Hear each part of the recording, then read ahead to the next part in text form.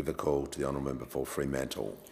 Speaker, the idea that Australia should waste time and resources and taxpayers' money on the pursuit of nuclear energy is bananas. It is daft in the extreme. There is literally nothing in favour of that course of action. It would waste taxpayers' money on projects that are fundamentally uncommercial. It would delay the supply of new energy generation. It would make us more dependent on foreign technology. It would lock in higher energy prices for decades. It would create new health and environmental risks, and it would have negative geostrategic consequences. That is some scorecard right there, Mr Speaker. And yet the coalition, which couldn't settle a national energy policy in 9 years and presided over a decrease in energy generation capacity, has now got just one bright idea, let's go nuclear. They're obsessed with having a perpetual conversation about nuclear while complaining that we need to have a conversation about nuclear. Never mind the Howard Government inquiry chaired by Dr Ziggy Switkowski in 2006, or the South Australian Royal Commission, or the New South Wales Parliamentary Inquiry, or the inquiry by the Energy and Environment Committee in the last Parliament back in 2019, chaired by the current Shadow Minister for Energy and participated in by the member for Lyme. At that most recent inquiry, Speaker, Dr Switkowski said, one of the things that's changed over the last decade or so is that nuclear power has got more expensive rather than less expensive. Right. All the inquiries and endless conversations tell us that nuclear is the most expensive form of new generation and the slowest to deliver and the least flexible. Don't worry about the fact that nuclear is not being delivered on a commercial basis anywhere in the world, or that the nuclear power industry, now more than 70 years old, has still not delivered a single permanent storage site for its high-level waste. Speaker, those are the consistent conclusions reached by the same merry-go-round nuclear conversation we've been having for decades. That's why the existing ban under the EPBC Act is utterly sensible. It provides absolute clarity, and that clarity protects us from wasting precious time and resources. If, for some insane reason, you open the door to nuclear energy in Australia, the first thing you would need to do is to establish a fit-for-purpose regulatory and oversight framework that would suck up millions of dollars in taxpayers' money.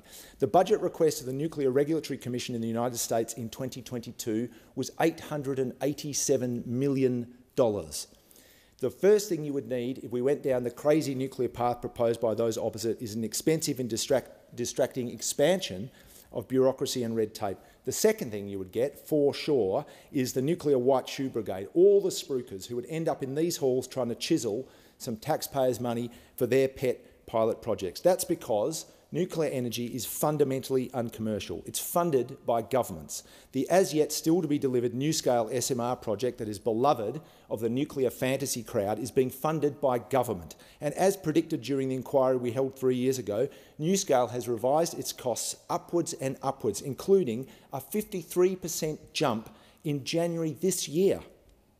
Speaker, for those who persist in pretending that nuclear is favoured elsewhere, this is from the World Nuclear Industry Status Report in 2019. In 2018, 10 nuclear countries generated more power with renewable than with fission energy. In spite of its ambitious nuclear program, China produced more power from wind alone than from nuclear plants. In India, in the fiscal year to March 2019, not only wind but for the first time solar outgenerated nuclear, and new solar is now competitive with existing coal plants in the market. In the EU, renewables accounted for 95% of all new electricity generating capacity added in that year.